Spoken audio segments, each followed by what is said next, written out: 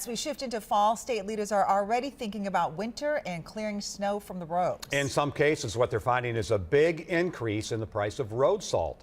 The demand for road salt is outpacing the supply. The trade group says it can't mine salt as fast as some cities and states are ordering it. This all comes from what happened last winter. In Minnesota and many other states, storm after storm dumped heavy snow well into the spring, as you well know.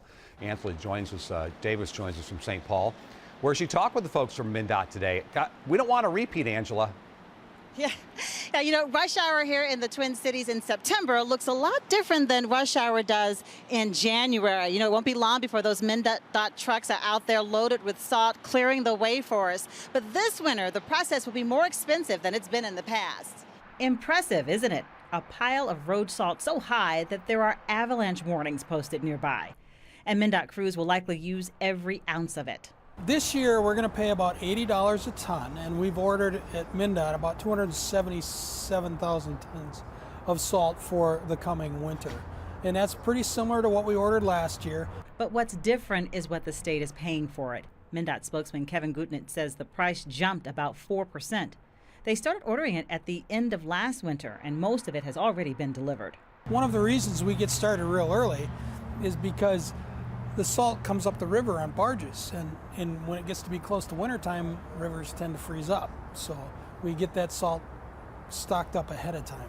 States like Michigan and Ohio report much more dramatic increases in price. Some of their salt suppliers went from charging $35 a ton last year to $100 a ton for road salt this year. In some places, the prices have gone up significantly. The issue has a lot to do with where those states are, how does salt get transported to them, and so on. Last winter's brutal conditions and frequent storms across the nation have transportation officials determined to be more prepared this time around. They're buying as much road salt as they can, as fast as it can be produced. In economics, there's the law of supply and demand, and if there's a greater demand, the price is probably going to go up.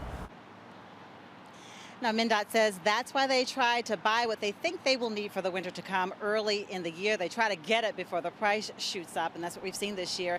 That spokesperson also told me that the price really does depend on the salt supplier that you're using and what region of the country you're in, Frank. Yeah, that makes sense. Angela, last year we reported MnDOT had to buy more road salt towards the end of the year. Is that factoring into this year's buy?